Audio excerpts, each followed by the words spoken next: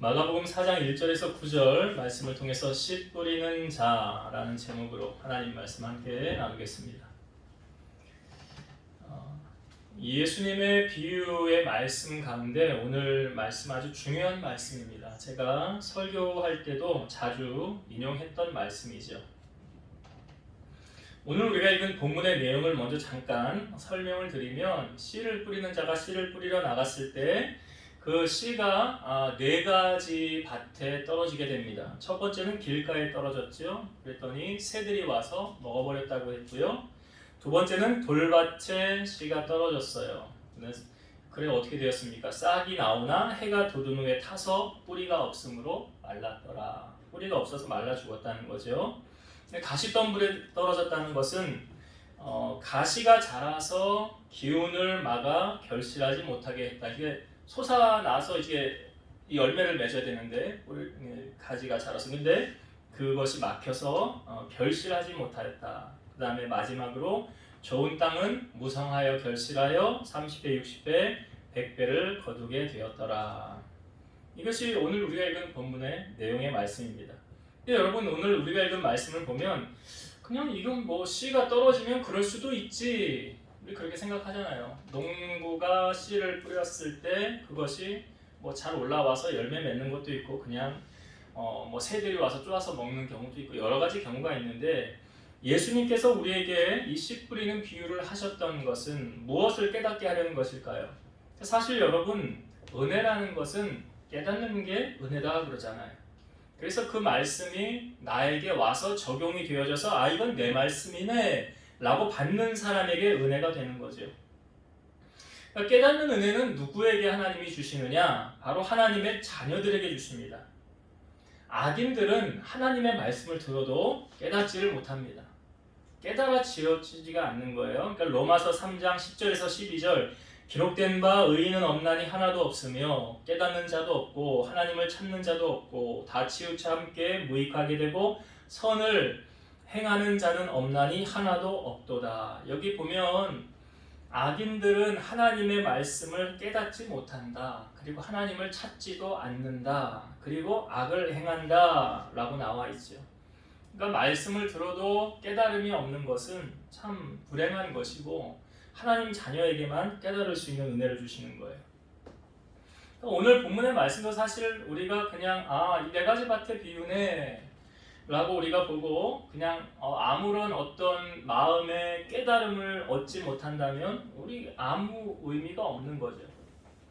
예수님께서 이제 홀로 계실 때 이 다음 단락의 내용이 이런 거예요. 예수님이 홀로 계실 때 제자들과 함께 있는 사람들이 예수님을 찾아옵니다. 그리고 그 비유에 대해서 물어요. 예수님 그 비유는 대체 무슨 의미가 있는 것입니까? 라고 물어요. 그랬더니 예수님께서 먼저 이렇게 말씀하십니다. 그 네 가지 밭을 풀기 전에 먼저 하셨던 말씀이 뭐냐면 하나님 나라의 비밀을 너희에게는 주었으나 외인에게는 모든 것을 비유로 하나니 이는 그들이 보기는 보아도 알지 못하며 듣기는 들어도 깨닫지 못하게 하여 돌이켜 죄사함을 얻지 못하게 하려 함이라. 그러니까 누가 깨닫는 은혜를 주신다는 거예요. 하나님 자녀에게. 너에게 하나님 자녀들은 말씀을 듣고 깨닫는 은혜를 주셨는데 그렇지 않은 외인들은 구원받지 못하는 사람들은 들어도 깨닫지를 못한다. 그리고 죄사함을 얻지 못하게 한다라고 예수님이 말씀하셨어요. 죄사함을 얻지 못하면 결국 어떻게 됩니까? 구원받지 못하는 거예요. 죄사함을 얻지 못하면 왜 당연한 거죠. 죄를 사함받지 못했기 때문에 구원받지 못하는 거예요. 그러면 구원을 받으려면 죄사함을 받아야 되죠. 죄사함 받는 비결은 무엇입니까?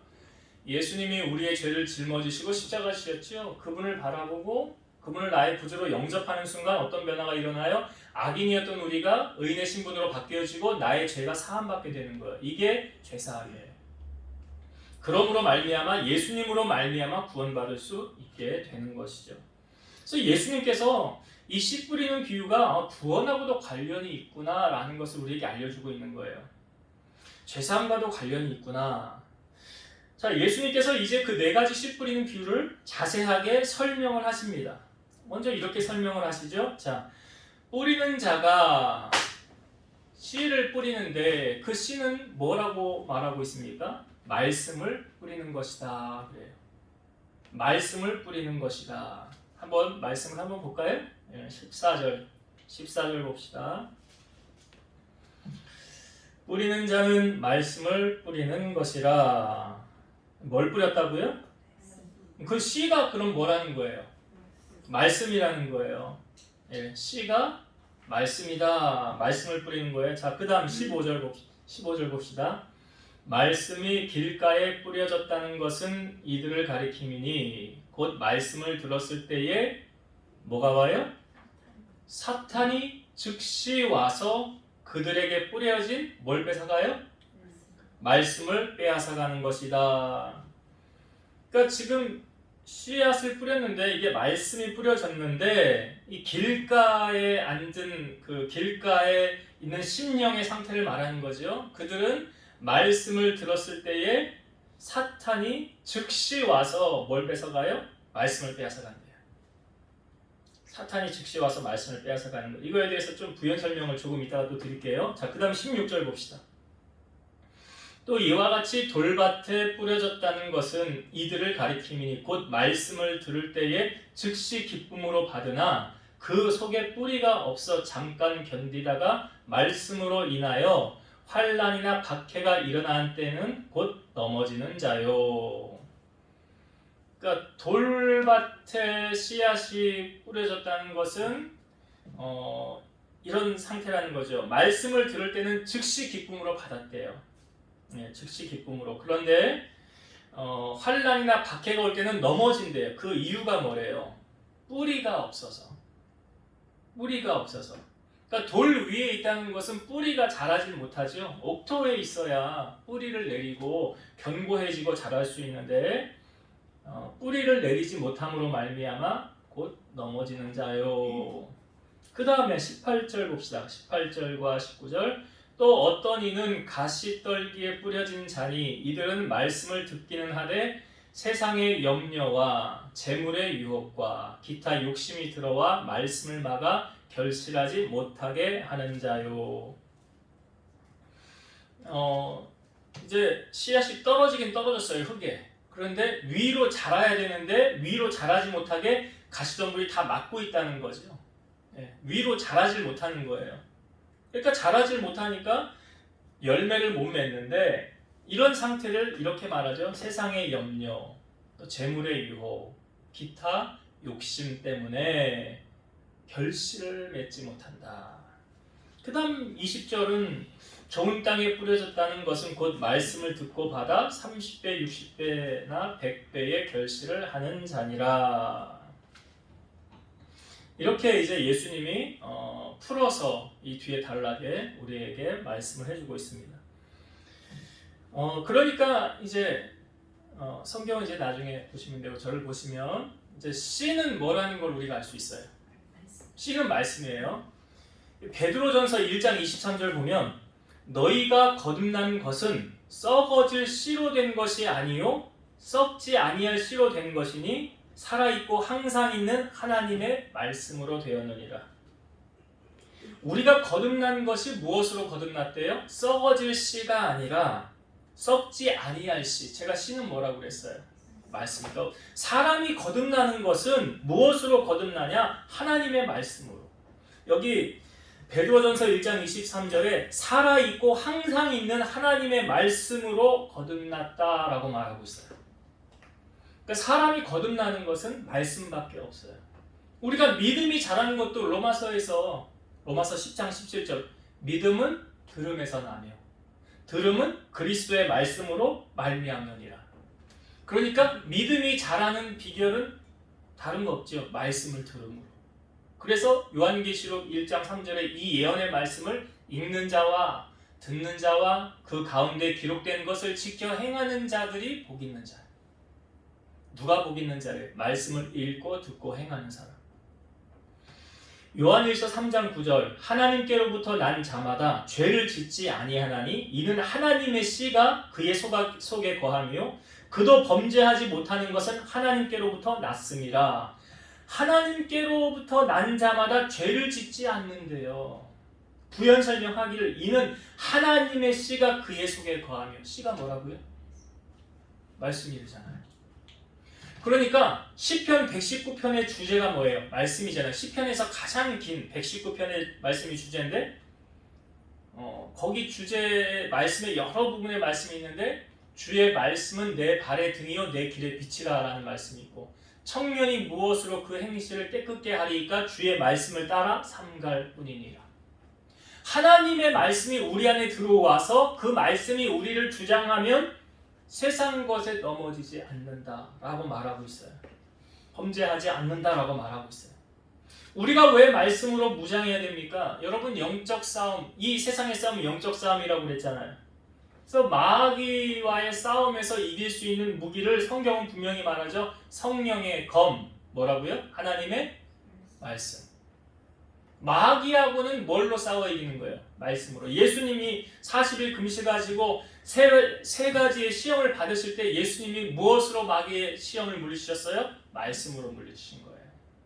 그래서 우리가 성경을 보는 게 중요한 거예요. 이게 말씀이 그냥 봐도 잘 여기에 머무르는 것 같지 않은데 그냥 읽고 넘어가는 것 같은데 나중에 보면 하나님께서 어떤 순간 기도하거나 어떠한 순간에 하나님의 말씀이 생각나게 하십니다. 저도 그래요. 설교 준비를 하면서 이 주제에 관한 성경 말씀을 하나님이 생각나게 하시는 거예요. 생각나게. 그러니까 성경을 그냥 읽을 때는 그냥 넘어가는 것 같아요. 근데 성령께서 내 안에서 그 말씀이 저장되어졌다가 이렇게 끄집어내서 쓰시는 것처럼 그래서 말씀이 우리 안에 거하는 거예요. 그래서 말씀이 있는 게 중요한 거예요. 그래야 세상을 이길 수 있는 거예요. 마귀와 싸움에서 이길 수 있는 거예요. 이게 무기라는 거죠. 이사야 40장 8절 푸른 마르고 꽃은 시드나 우리 하나님의 말씀은 영원히 서리라 하라. 모든 것은 다 변화되고 없어질다 할지라도 하나님의 말씀만은 영원히 변하지 않는다는 거예요. 그러니까 말씀을 듣는 게 얼마나 중요합니까? 또 말씀을 읽는 게 얼마나 중요합니까? 또 말씀을 내 것으로 묵상하고 내 삶에 적용되어서 실천하는 게 얼마나 중요합니까? 이게 세상을 이기는, 승리하는 비결이라는 거죠. 그래서 예수님께서 이 말씀의 중요성을 오늘 우리에게 알려주시기 위해서 씨 뿌리는 비유를 해주시는 거예요. 여러분, 우리가 어디서 하나님의 말씀을 들을까요? 하나님 말씀을 듣는 곳이 어디예요? 성전이죠. 하나님의 성전. 요즘은 인터넷이 많이 발달되어져서 어떤 유명한 목사님 설교 검색만 하면 유튜브에 다 떠요. 그래서 그렇게 설교를 들을 수도 있어요. 그래서 여러 부분으로 말씀을 들을 수 있지만 그래도 가장 하나님께서 나에게 필요한 정확한 말씀을 내게 해주시는 곳이 어디입니까? 내가 섬기는 교회예요. 내가 섬기는 교회 목사님을 통해서 저는 도구로만 사용하시는 것이고 하나님께서 여러분들에게 필요한 말씀을 저를 통해서 선포하게 하시는 거예요. 그래서 여러분이 제가 전하는 말씀을 들을 때 저건 목사님 소리네, 사람 소리네 라고 들으시면 절대 은혜가 안 돼요. 하나님이 지금 나에게 말씀하시는구나. 목사님을 통해서 하나님의 음성이 지금 내게 들려지고 있구나. 이렇게 우리가 말씀을 들어야 은혜가 되어지는 거예요. 여러분, 말씀이 듣는 자리에 성령도 역사하시지만 오늘 말씀에 보니까 사탄도 역사한다는 사실 아시죠? 지금 말씀이 뿌려졌을 때 뭐가 빼앗아갔다고요? 새가 빼앗았다고 그랬잖아요. 그 새는 뭐래요? 사탄이라는 거예요. 여러분, 교회에 와서 예배드리면 모든 사람이 다 은혜 받을까요? 다 성령 충만 받을까요? 아니요. 그렇지 않아요. 오늘 성경이 보여주고 있잖아요. 길가나 돌 위에 잠깐 은혜를 받을 수 있지만 계속 가는 거 아니고 가시덤불도 그렇고요. 모든 사람이 다 은혜 받고 성령 충만 받는 것은 아니다. 그러니까 말씀이 선포되어질 때 치열한 영적 싸움이 지금 벌어지고 있다는 사실을 여러분 분명히 아셔야 돼요. 왜요? 마귀는 우리가 은혜 받는 거 별로 안 좋아해요. 그러니까 마귀가 방해하겠죠. 제가 그랬잖아요. 우리가 은혜 받으면 우리 안에 믿음이라는 것이 자라서 하나님을 신뢰하게 되고 그 믿음으로 말미암아 하나님 기적을 경험하게 되는 거예요. 바디메오처럼. 예수님에 관한 소문을 듣고 복음에 대한 소식을 듣고 믿음이 자라 주님 앞에 나아갔을 때 앞 못 보는 사람이 보게 됐잖아요. 그럼 기적이 나타나지 않습니까? 우리 삶에도 똑같은 거예요. 그래서 마귀가 우리가 말씀을 듣는 걸 별로 안 좋아해요. 그래서 마귀는 어떤 전략을 피느냐? 예배를 방해하겠죠. 예배에 집중을 못하게 하겠죠. 왜? 저 은혜 받으면 안 되니까. 그러니까 예배 시간에 여기에 온전히 집중하지 못하도록 여러 가지 일들을 생각나게 하거나 만든다는 거예요. 그거 마귀가 은혜 받지 못하게 하려고 그래요. 전화가 오게 하거나 예배 시간에. 그래서 예배 시간에 꼭 전화를 꺼놓으면 좋고 꺼놓든지 아니면 진동을 해놓든지 무음으로 해놓든지 설교 시간에 전화 오면 신경 쓰이잖아요. 받아야 되는데, 꼭 받아야 되는 전화인데, 그럼 예배 드리다가 나가서 전화 받잖아요. 그럼 은혜가 어떻게 돼? 안 되는 거잖아요. 그러니까 그렇게 하거나, 또 앉아는 있는데 머릿속으로는 딴 생각을 하는 거예요. 마귀가 자꾸 딴 생각을 집어넣는 거예요. 그리고 어떤 건 눈에 자꾸 거슬리게 은혜 받지 못하는 그런 행동들이 눈에 띄는 거예요. 그리고 또 이런 경우들도 많잖아요. 예배 시간에 꼭 약속이 겹쳐가지고 예배를 못 드리게 하는 어떤 일들. 그리고 어떤 분은 설교를 시작했을 때 졸기 시작해서 설교 마치고 눈 번쩍 뜨는 사람 있어요. 없지 않아요. 근데 그런 분들을 보면 그런 사람들은 오늘 말씀에서 딱 우리에게 알려주길 저 사람은 길가구나. 길가예요. 말씀이 지금 뿌려졌는데 그 말씀을 지금 누가 빼앗아가요? 사탄이 바로 뺏어가잖아요. 오늘 새들이 와서 뺏어가는 것처럼. 그래서 예배 마치고 성전문을 나갈 때 오늘 설교 뭐 들었지? 하나도 머리에 남지 않고 그냥 가는 분들이 있죠. 길가예요. 그런 분들이. 마음밭이 길가예요. 그러면 그런 분들이 세상에 나가서 어떻게 승리해요?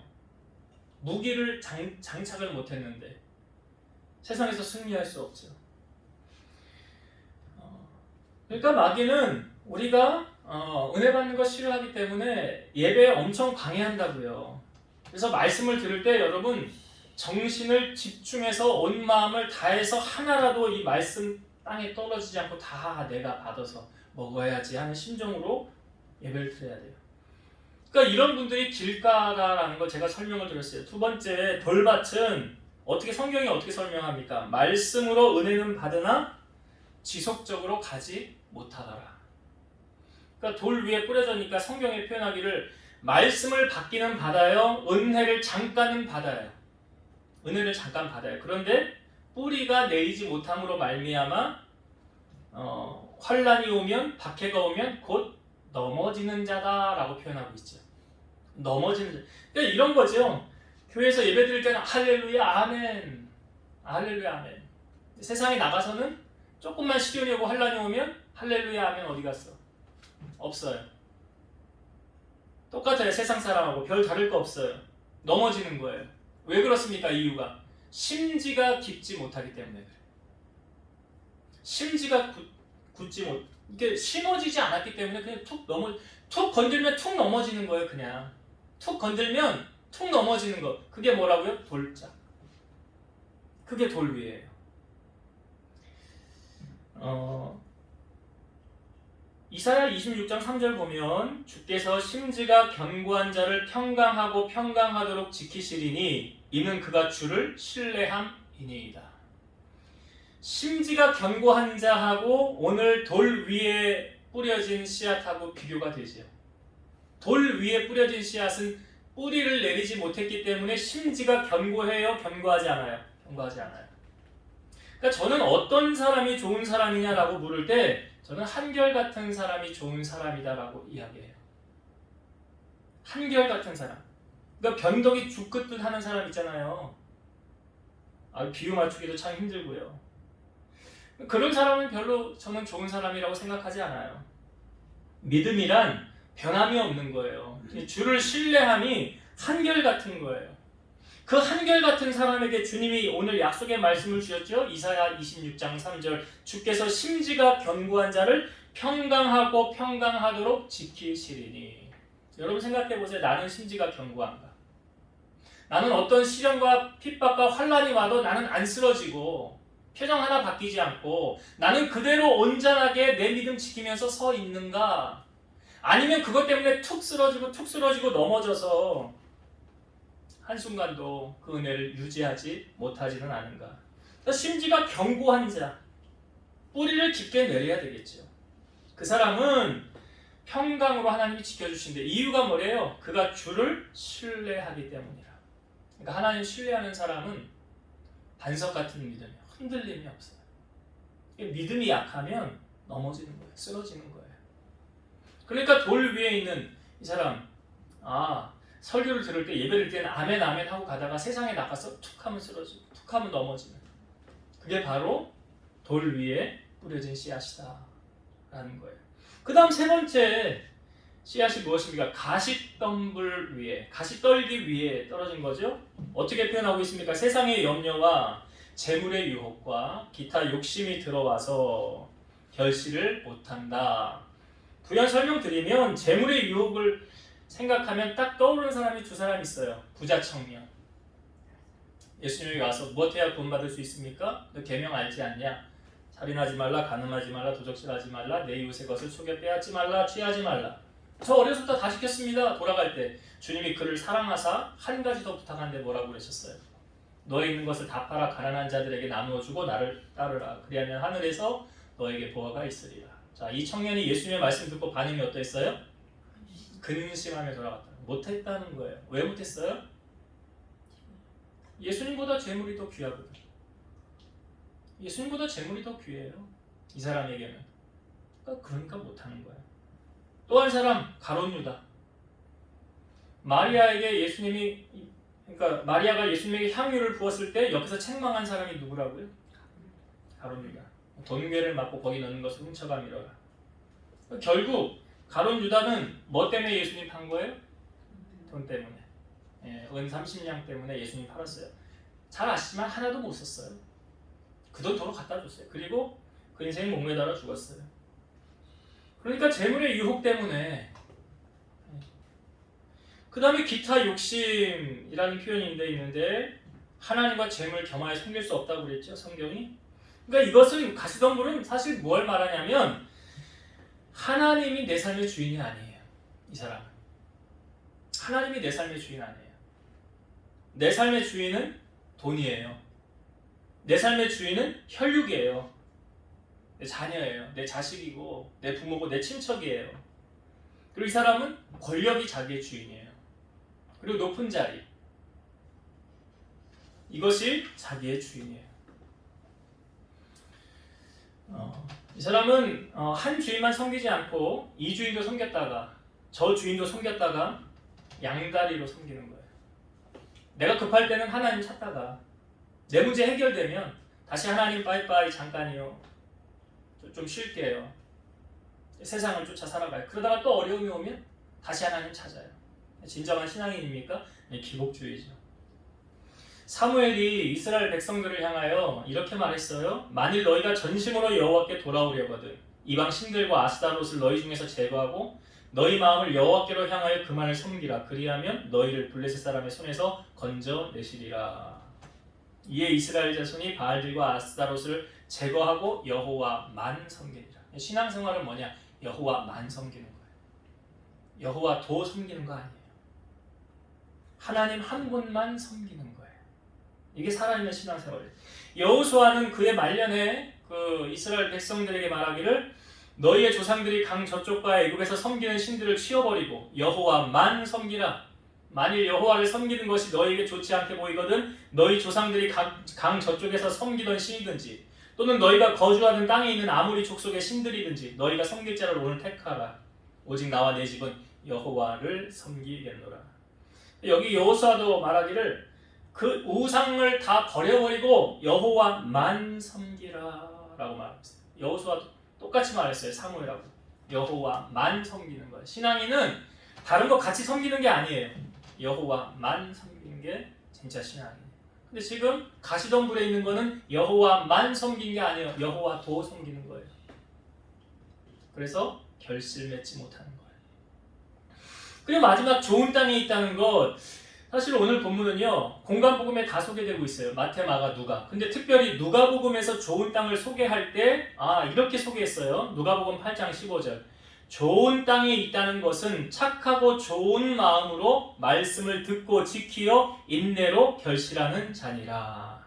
조금 더 부연 설명이 있죠. 좋은 땅에 있다는 것은 착하고 좋은 마음으로, 먼저 마음 바탕이 은혜를 받는 마음 바탕이 되어야 되는 거예요. 그래서 교회 올 때 주일날 예배드리러 오기 전에 먼저 무엇을 준비해야 되냐? 마음 준비가 먼저예요.